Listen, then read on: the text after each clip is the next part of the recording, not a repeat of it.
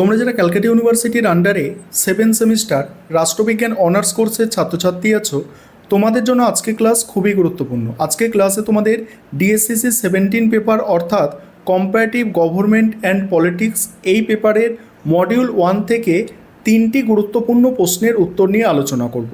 প্রথম প্রশ্ন, যেটা তোমাদের পরীক্ষায় 20 নম্বরে আসতে পারে, প্রশ্নটা হচ্ছে উদারনৈতিক ও সমাজতান্ত্রিক রাজনৈতিক ব্যবস্থার তুলনামূলক আলোচনা। কিভাবে প্রশ্নের উত্তর গুছিয়ে লিখতে হবে সেটা বুঝে নাও। প্রথমে ইন্ট্রোডাকশন অর্থাৎ ভূমিকা দিয়ে শুরু হচ্ছে।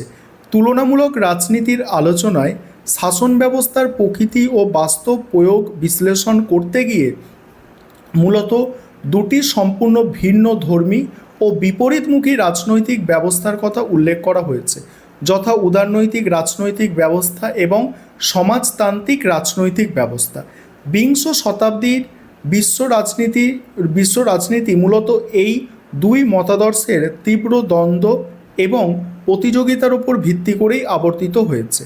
উদারনীতিবাদ, যেখানে ব্যক্তি স্বাধীনতা, মুক্ত অর্থনীতি, বহুদলীয় গণতন্ত্রের ওপরে জোর দেওয়া হয়, যেখানে মার্ক্সীয় তত্ত্বের ওপর ভিত্তি করে গড়ে ওঠা সেখানে মার্ক্সীয় তত্ত্বের ওপর ভিত্তি করে গড়ে ওঠা সমাজতন্ত্র অর্থনৈতিক সাম্য ও রাষ্ট্রীয় নিয়ন্ত্রণের কথা বলে। তুলনামূলক রাজনীতির দৃষ্টিকোণ থেকে এই দুই ব্যবস্থার একটি বিস্তৃত তুলনামূলক আলোচনা নিচে উপস্থাপন করা হলো। এইভাবে প্রশ্নের উত্তর লিখতে হবে, যা তা লিখলে নম্বর একদমই পাবে না। দেখে নাও, তাহলে অ্যান্সার দেখলেই তোমরা বুঝতে পারবে যে এর থেকে বেটার কোয়ালিটি তোমরা করতে পারো। তোমরা একটা যে লেখা লিখছো সেটা লিখে সেটা পড়লেই বুঝতে পারবে যে এটা বেটার আছে নাকি তুমি এর থেকে তোমার কাছে যদি কোনো বই থেকে কিছু লাইন এখানে অ্যাড করো সেখানে আরও বেটার হতে পারে। তবে সেখানে একটা ওয়ার্ড লিমিট আছে, সেটা মাথায় রাখতে হবে যে 500 থেকে 550 শব্দের মধ্যে তোমাকে উত্তরটা রেডি করতে হবে 20 নম্বরে, এবং তার মধ্যে কত ভালো ভালো ভাষা প্রয়োগ করা যায়, কত ভালোভাবে ক্লিয়ারভাবে তথ্যটাকে উপস্থাপন করা যায় সেটাকে কিন্তু মাথায় রাখতে হবে। দেখো, প্রথম পয়েন্ট হচ্ছে মতাদর্শগত ভিত্তি ও ব্যক্তির অবস্থান। এখানে কি বলা হচ্ছে দেখো, উদারনৈতিক রাজনৈতিক ব্যবস্থার মূল কেন্দ্রবিন্দু হলো ব্যক্তি। এই ব্যবস্থায় মনে করা হয় যে সমাজ ও রাষ্ট্র তৈরি হয় ব্যক্তির সার্বিক কল্যাণের জন্য। উদারনীতিতে এটা মনে করা হয়। তাই এখানে ব্যক্তির রাজনৈতিক ও পৌর অধিকারকে সবচেয়ে বেশি গুরুত্ব দেওয়া হয়। রাষ্ট্র এখানে ব্যক্তির জীবনে ন্যূনতম হস্তক্ষেপ করে। অন্যদিকে সমাজতান্ত্রিক রাজনৈতিক ব্যবস্থায় ব্যক্তির চেয়ে সমগ্র সমাজ বা রাষ্ট্রের স্বার্থকে সর্বোচ্চ অগ্রাধিকার দেয়া হয়।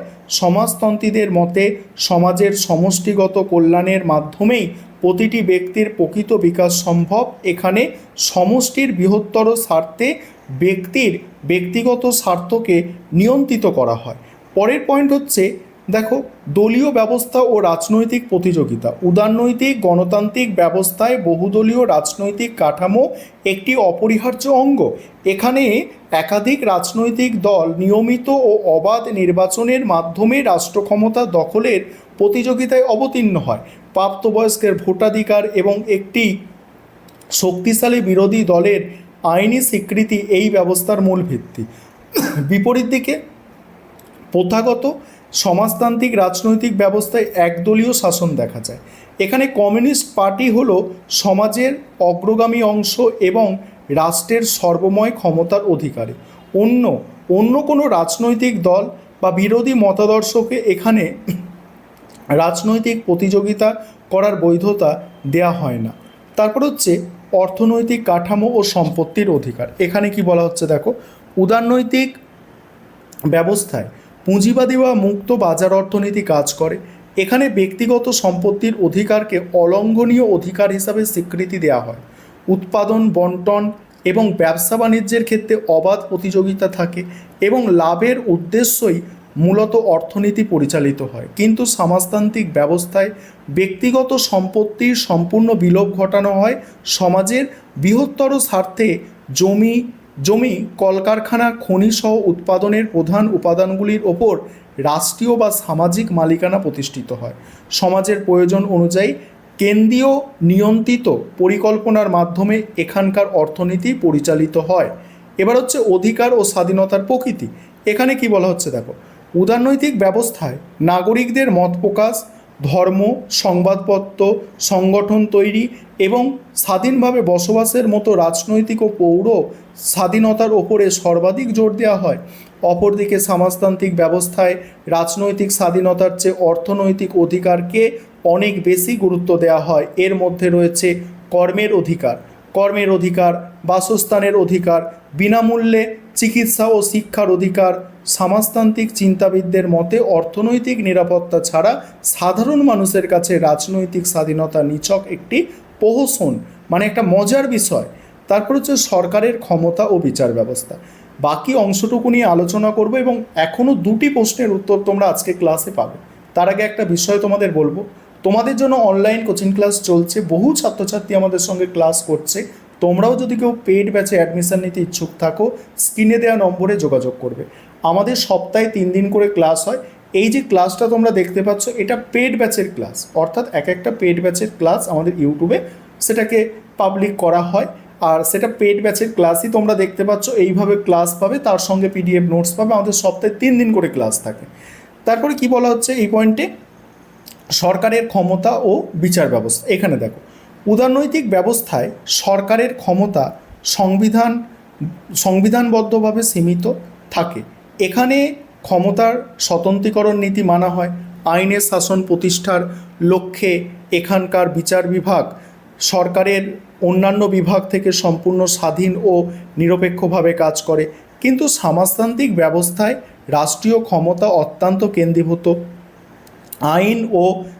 আইন শাসন ও বিচার বিভাগের মধ্যে কঠোর পার্থক্য রাখা হয় না। রাষ্ট্রীয় নীতি এবং দলীয় আদর্শের যথাযথ বাস্তবায়ন নিশ্চিত করাই বিচার বিভাগের প্রধান কাজ হয়ে দাঁড়ায়। তারপরে কি, রাষ্ট্রের প্রকৃতি ও উদ্দেশ্য। উদারনৈতিক তত্ত্বে রাষ্ট্রকে একটি নিরপেক্ষ প্রতিষ্ঠান হিসাবে দেখা হয়।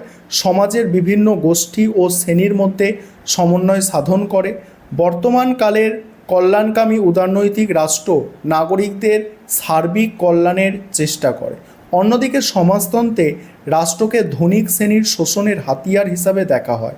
তাদের চূড়ান্ত লক্ষ্য হল সর্বহারা শ্রেণীর একনায়কত্ব প্রতিষ্ঠার মাধ্যমে পর্যায়ক্রমে একটি শ্রেণীহীন ও রাষ্ট্রহীন সমাজ প্রতিষ্ঠা করা। এবারে উপসংহার দিয়ে প্রশ্নের উত্তর তোমাদের শেষ করতে হবে। উপসংহারটা তোমরা দেখে নাও, এটা আর পড়ছি না। এবারে আজকে ক্লাসের দ্বিতীয় প্রশ্ন, মডিউল 1 থেকে 5 বা 10 নম্বরে প্রশ্ন আসতে পারে। আমেরিকার সুপ্রিম কোর্টের বিচার বিভাগীয় সমীক্ষার উপর একটি টিকা। এই প্রশ্নের উত্তর কিভাবে তোমরা গুছিয়ে লিখবে দেখে নাও। অ্যান্সার দেখলে বুঝতে পারবে যে কিভাবে লিখতে হবে। কারণ 5 নম্বরের প্রশ্ন 100 শব্দ, 10 নম্বরের প্রশ্ন 150 শব্দের মধ্যে লিখতে হয়। এই কম শব্দের মধ্যে গুছিয়ে লিখতে হবে জিনিসটাকে, তবে তোমরা নম্বর পাবে। দেখে নাও, আমেরিকার শাসন ব্যবস্থায় সুপ্রিম কোর্টের বিচার বিভাগীয় সমীক্ষা বা সাংবিধানিক পর্যালোচনার ক্ষমতা একটি অনন্য এবং অত্যন্ত গুরুত্বপূর্ণ বৈশিষ্ট্য। বিচার বিভাগীয় সমীক্ষা বলতে মূলত বোঝায় আইনসভা কর্তৃক প্রণীত কোনো আইন বা শাসন বিভাগ দ্বারা জারিকৃত কোনো নির্দেশ সংবিধানের পরিপন্থী কিনা তা বিচার করে দেখার ক্ষমতা। যদি সুপ্রিম কোর্ট মনে করে যে কংগ্রেসের কোনো আইন বা রাষ্ট্রপতির কোনো নির্দেশ সংবিধানে কোনো ধারাকে লঙ্ঘন করছে, তবে আদালত তাকে অসাংবিধানিক ও বাতিল বলে ঘোষণা করতে পারে। মজার বিষয় হলো 1787 সালে প্রণীত মার্কিন সংবিধানে স্পষ্টভাবে এই ক্ষমতার কোনো প্রত্যক্ষ উল্লেখ ছিল না। 1803 সালে বিখ্যাত মারবেরি বনাম ম্যাডিসন মামলায় সুপ্রিম কোর্টের তৎকালীন প্রধান বিচারপতি জন মার্শাল ঐতিহাসিক রায়দানের মাধ্যমে প্রথমবার এই ক্ষমতা প্রয়োগ করেন এবং এর আইনি ভিত্তি সুদৃঢ় করেন। আমেরিকার সুপ্রিম কোর্ট এই ক্ষমতার মাধ্যমে মূলত সংবিধানের অভিভাবক ও রক্ষাকর্তা হিসাবে কাজ করে।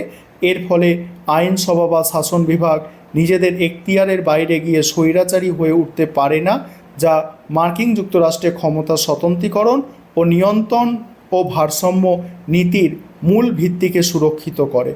অনেক সমালোচক মনে করেন এই অপরিসীম ক্ষমতার কারণে মার্কিন সুপ্রিম কোর্ট কখনো কখনো আইনসভার তৃতীয় কক্ষে পরিণত হয়। তার সত্ত্বেও নাগরিক অধিকার রক্ষা, যুক্তরাষ্ট্রের অঙ্গরাজ্যগুলির অধিকার অক্ষুণ্ণ রাখা এবং সংবিধানের পবিত্রতা বজায় রাখতে মার্কিন সুপ্রিম কোর্টের বিচার বিভাগীয় সমীক্ষার ভূমিকা অনস্বীকার্য। তারপরের প্রশ্ন কি? পরের প্রশ্ন আছে উদারনৈতিক রাজনৈতিক ব্যবস্থার প্রধান বৈশিষ্ট্যগুলি কী কী? উদারনৈতিক রাজনৈতিক ব্যবস্থার প্রধান বৈশিষ্ট্য, এই প্রশ্নটাও তোমাদের কিন্তু 5 এবং 10 নম্বরে আসতে পারে। এই প্রশ্নের উত্তর কিভাবে লিখবে দেখে নাও। দেখো, উদারনৈতিক রাজনৈতিক ব্যবস্থার মূলত ব্যক্তি স্বাধীনতা, বহুদলীয় গণতন্ত্র এবং মুক্ত বাজার অর্থনীতির ওপর ভিত্তি করে গড়ে উঠেছে। আধুনিক রাষ্ট্রবিজ্ঞানের আলোচনায় এই ব্যবস্থার বেশ কয়েকটি প্রধান বৈশিষ্ট্য পরিলক্ষিত হয়।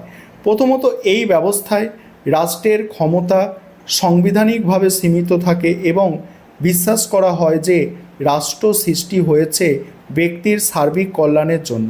তাই ব্যক্তির স্বাভাবিক বিকাশে এবং মৌলিক স্বাধীনতায় রাষ্ট্রের অযথা হস্তক্ষেপ করতে পারে না। দ্বিতীয়ত, উদারনৈতিক ব্যবস্থায় বহুদলীয় গণতান্ত্রিক কাঠামোর অপরিহার্য।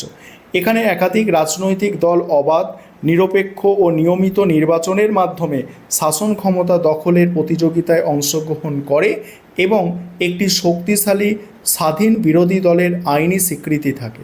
তৃতীয়ত, এই রাজনৈতিক ব্যবস্থার একটি অন্যতম ভিত্তি হল সরকারের বিভিন্ন বিভাগের অর্থাৎ আইন বিভাগ, শাসন বিভাগ, বিচার বিভাগের মধ্যে ক্ষমতার স্বতন্ত্রীকরণ নীতির অনুসরণ। এর ফলে বিচার বিভাগ সম্পূর্ণ স্বাধীন ও নিরপেক্ষভাবে কাজ করে এবং নাগরিকদের অধিকার রক্ষা করে। চতুর্থ, নাগরিকদের মৌলিক অধিকার, বিশেষত বাক স্বাধীনতা, মত প্রকাশের অধিকার এবং ব্যক্তিগত সম্পত্তির অধিকার এই ব্যবস্থায় অলঙ্ঘনীয় বলে মনে করা হয়। পঞ্চমত, এই ব্যবস্থায় আইনের অনুশাসন সুনিশ্চিত করা হয়, যার অর্থ হলো আইনের চোখে দেশের সকল নাগরিক সমান এবং সকলের সরকারের সকল কাজ নির্দিষ্ট আইন মেনেই পরিচালিত হয়। পরিশেষে বলা যায়, আধুনিক বিশ্বে এই ব্যবস্থা তার পুরনো রূপ পরিবর্তন করে বর্তমানে জনকল্যাণকামী রূপ ধারণ করেছে, যেখানে ব্যক্তি স্বাধীনতার পাশাপাশি সামাজিক ও অর্থনৈতিক নিরাপত্তা প্রদানের চেষ্টা করা হয়। এই ছিল তোমাদের 3টি গুরুত্বপূর্ণ প্রশ্নের উত্তর।